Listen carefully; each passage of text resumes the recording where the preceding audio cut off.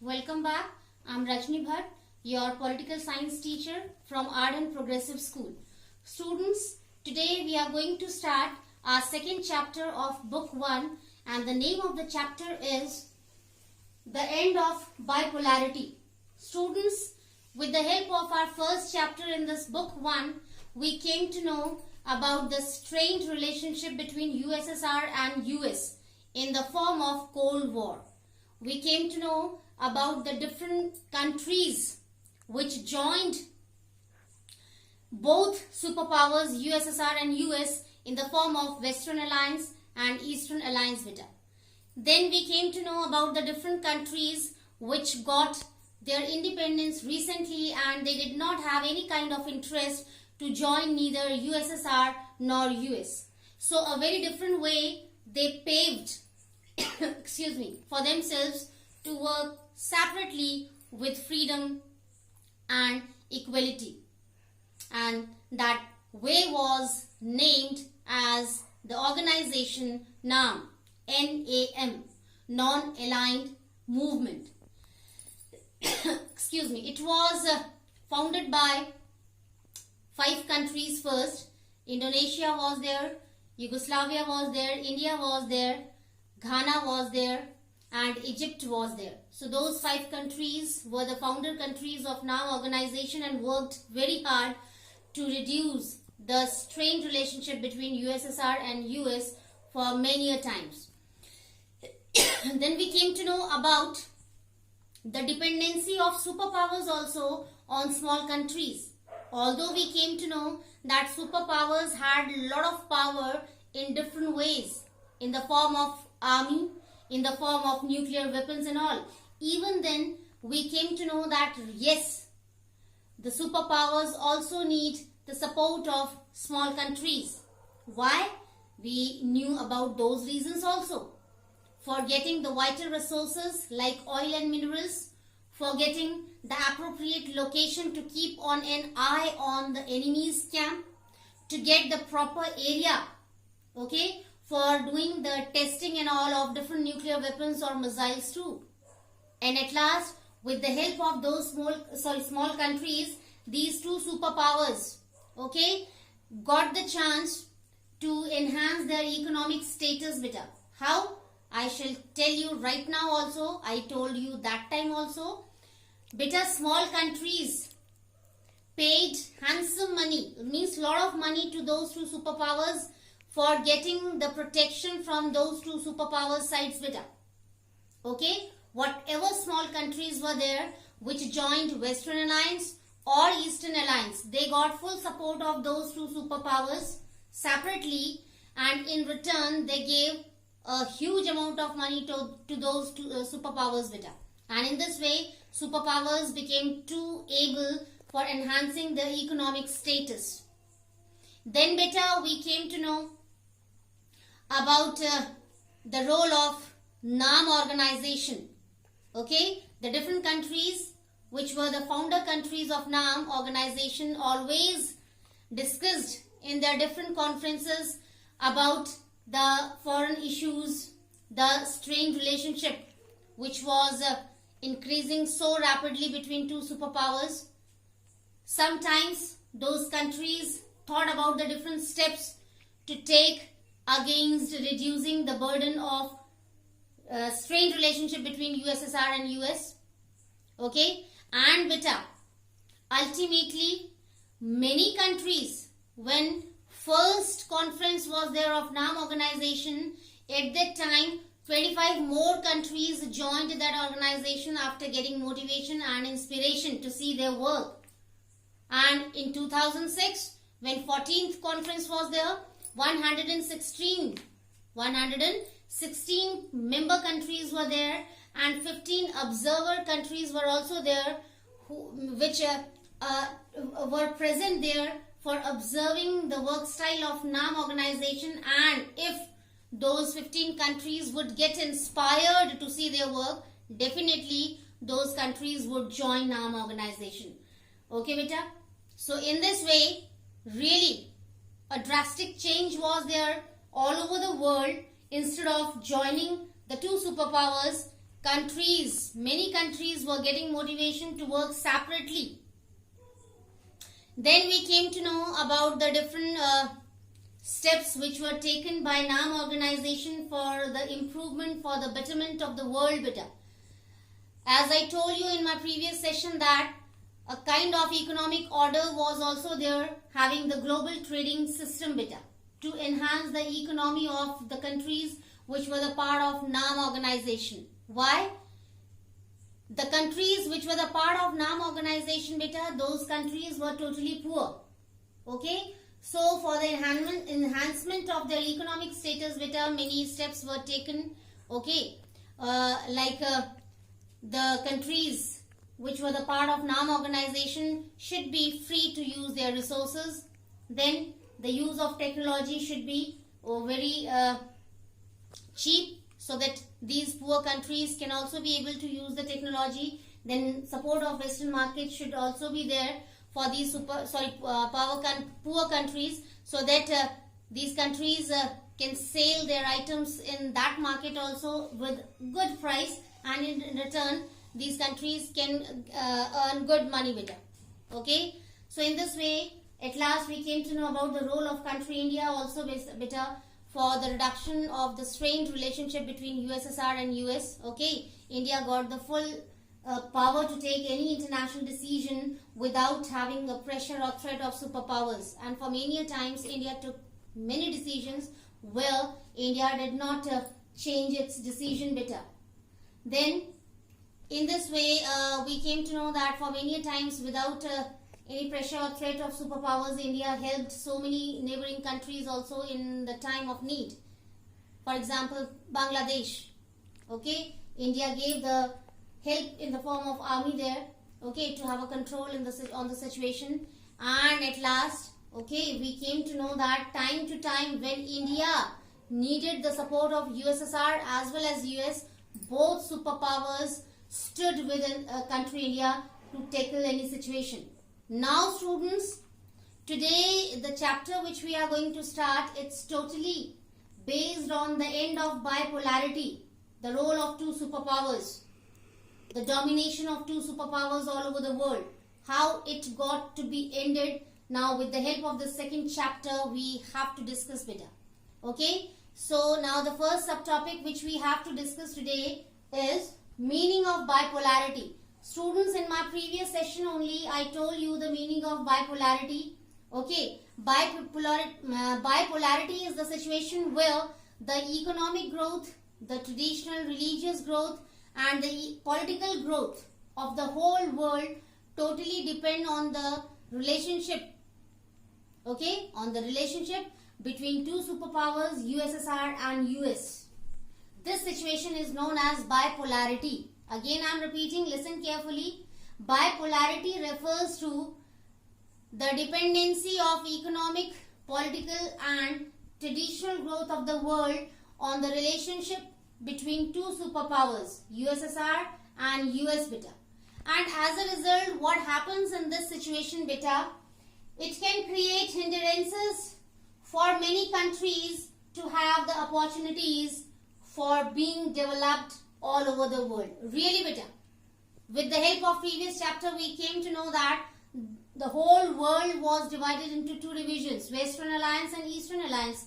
Okay, so many countries joined the power of USSR and many countries joined the power US beta.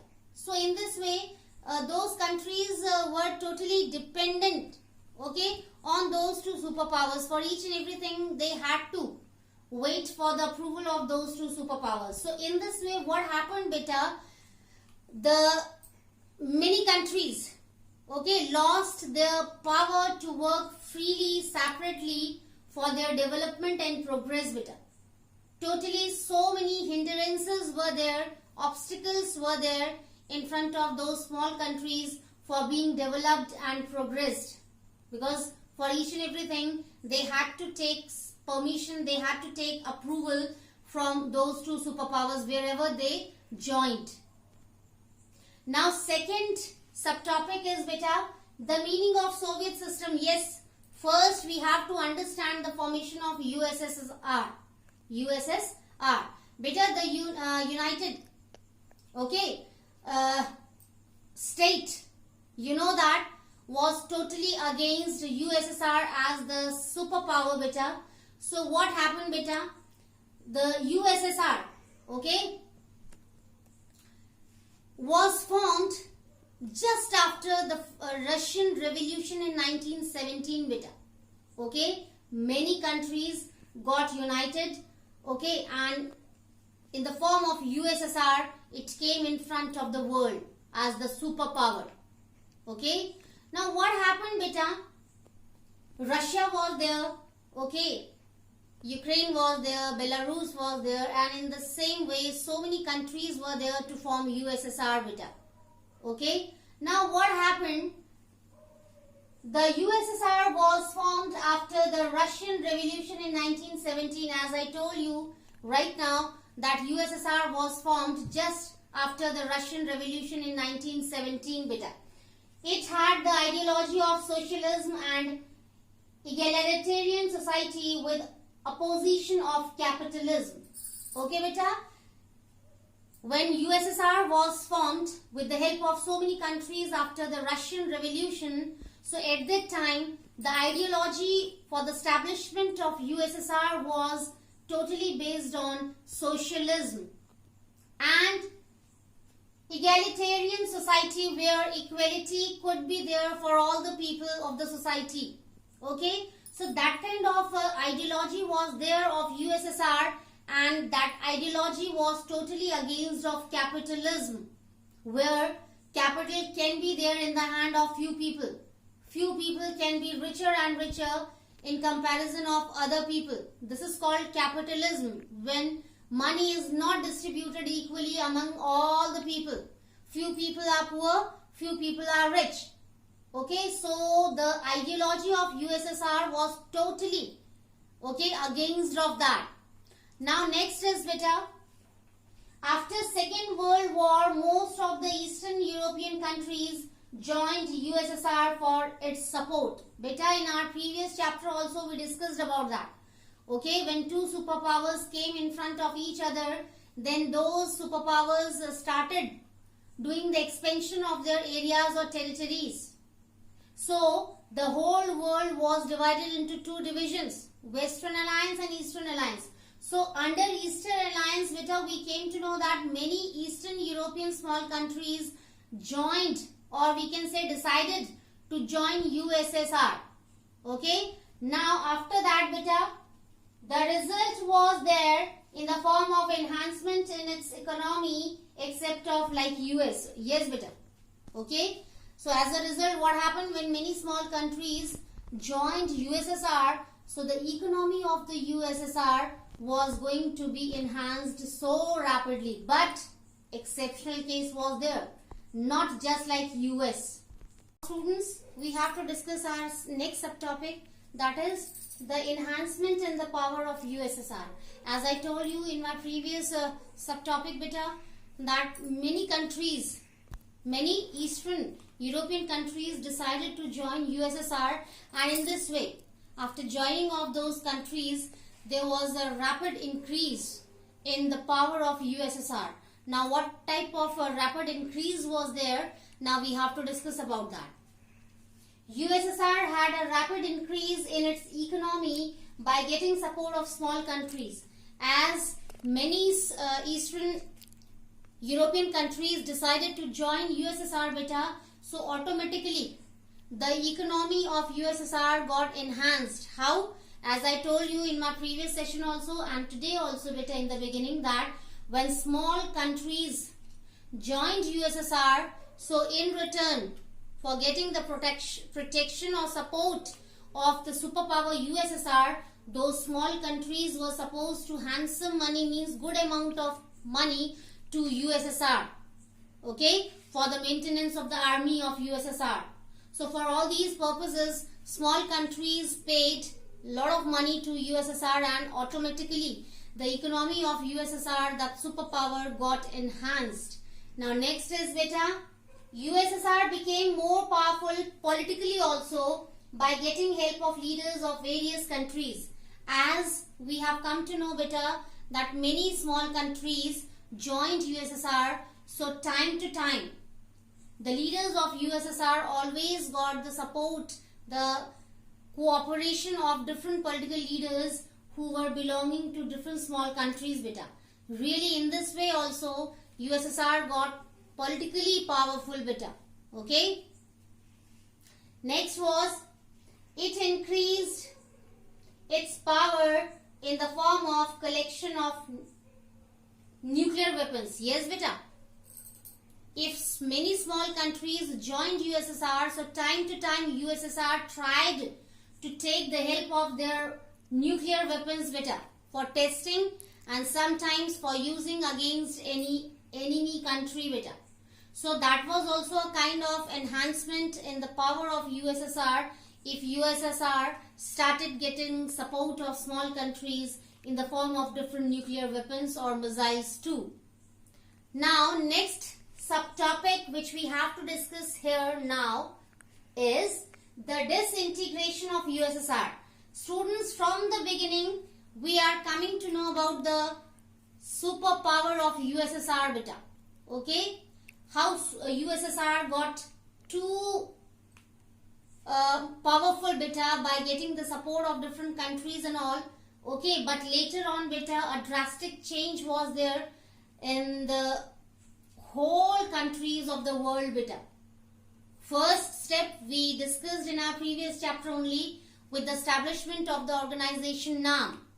From there only a kind of initiative was taken by the different countries to little bit, okay, keep themselves away from the influence of USSR or US, beta.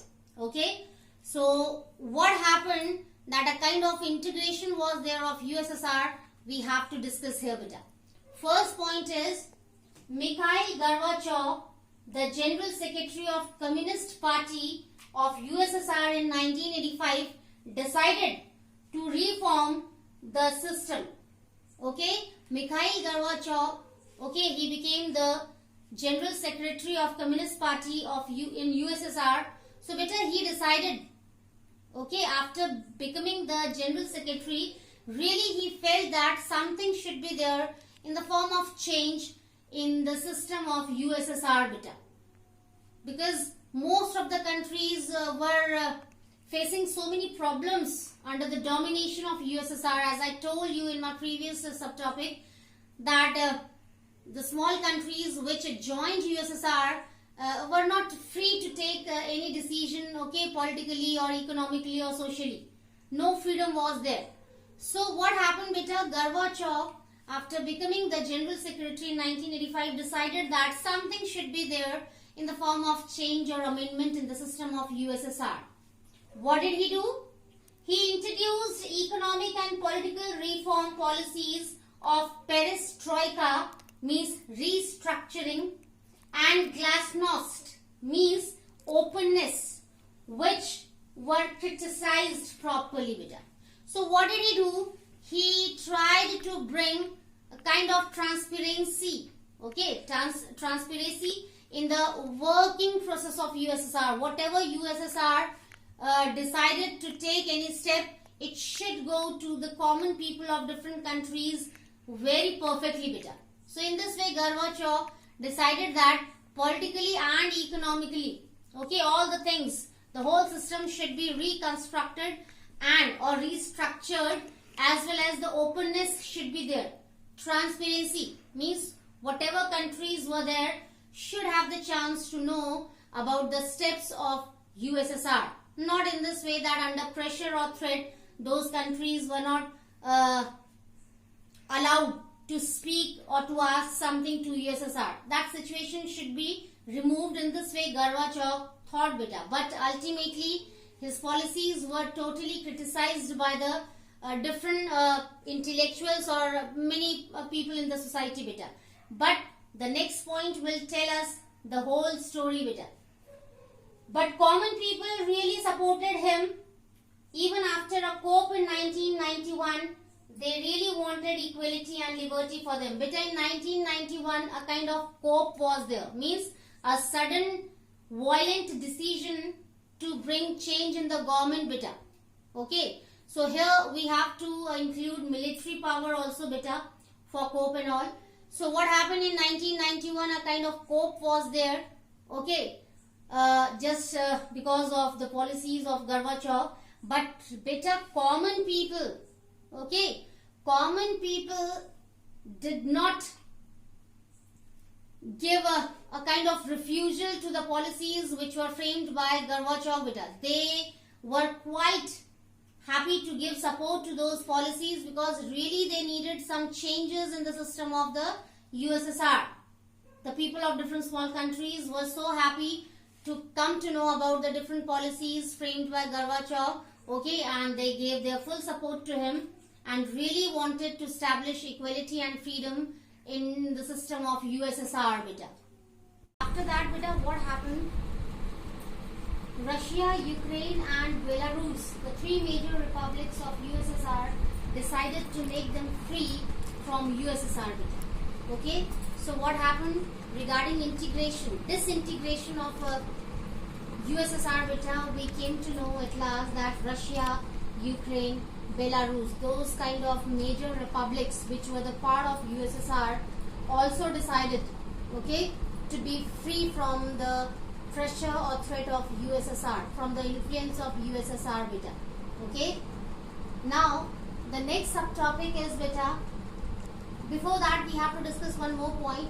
Capitalism and democracy both were adopted by USSR as the General Secretary of USSR, okay, Mikhail Gorbachev, decided to bring so many reforms in the form of liberty, equality, socialism in the system of USSR. So what happened beta at last when different republics, many states or territories decided to make them free from the influence of USSR, so ultimately the USSR, that superpower, had to adopt capitalism, and along with that democracy was also there beta, to fulfill the demands of the people of different small countries to get their support properly. Now our next subtopic is beta, reasons for Soviet Union disintegration beta. Okay, first we came to know about the disintegration of Soviet Union. Now we have to discuss about the reasons behind that. What were the different reasons that kind of disintegration was there as the USSR was a superpower? Even then, what were the reasons, okay, for the disintegration of USSR? This is very important subtopic beta, students. So pay attention properly. We are moving towards the first reason. Internal weakness of Soviet political and economic institutions failed to meet aspiration of the people. Internal weakness was also there in USSR regarding political and economical fields beta. Okay, the leaders were not quite able to meet or to approach the aspirations of the people. Aspiration means beta hope. Okay, whatever the different small countries were there which joined USSR, so the citizens of those countries had a lot of expectations from USSR as the superpower of the world, that the superpower would be able to fulfill their demands, the superpower would be able to protect their rights and all, the superpower would be able to provide them security. Under the dominance of the superpower USSR, all the people would be equal, would have the liberty of freedom. But irony was there beta. People were not free to do what they wanted at that time. They had to, as I told you earlier, they had to wait for the approval of the superpower USSR for taking a single decision. Okay, so what happened?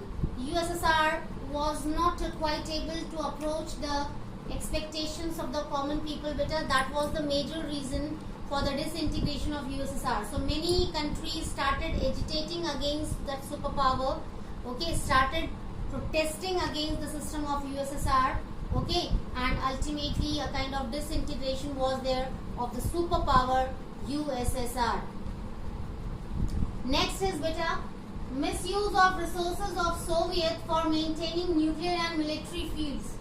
whatever resources were there which could be used for different purposes to enhance the economy of the USSR, that superpower.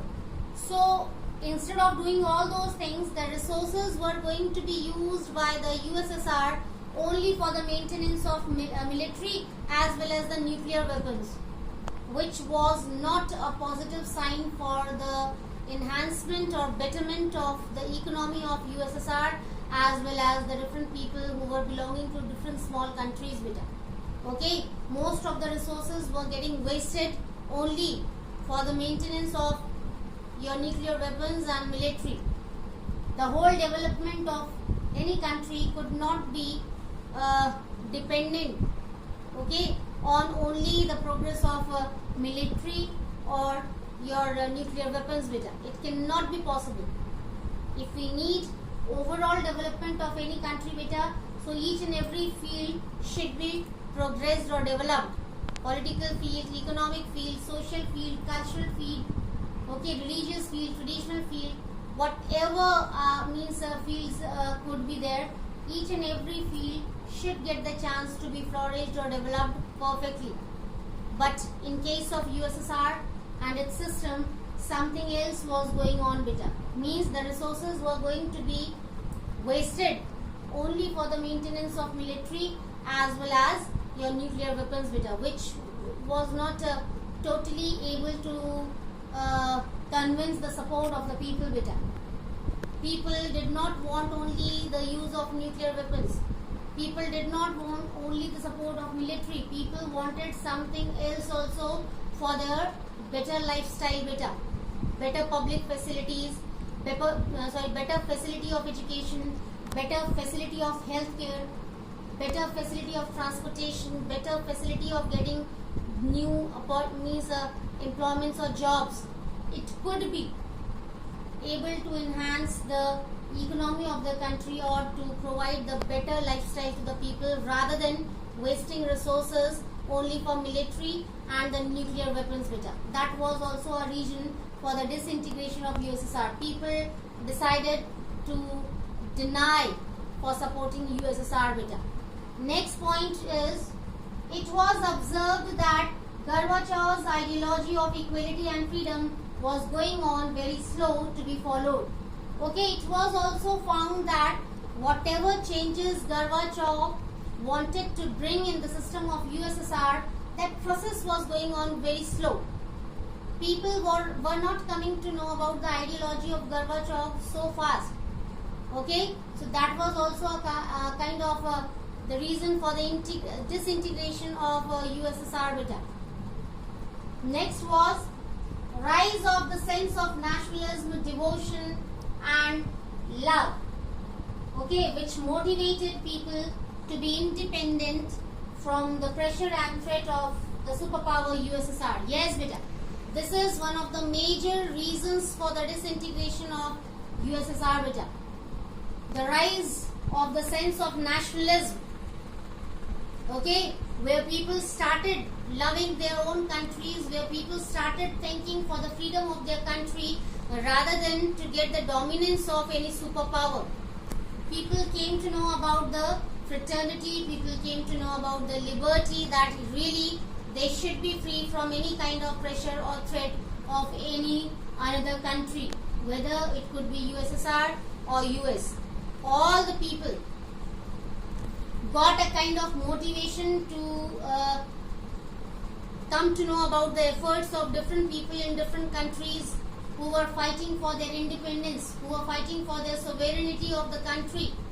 So it gave a proper inspiration and motivation to the people of those countries which were the part of Eastern Alliance under the dominance of USSR, we can say.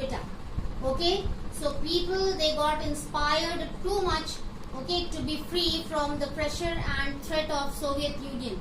So that became a major reason for the disintegration of USSR. People did not like to remain under the pressure or threat of USSR.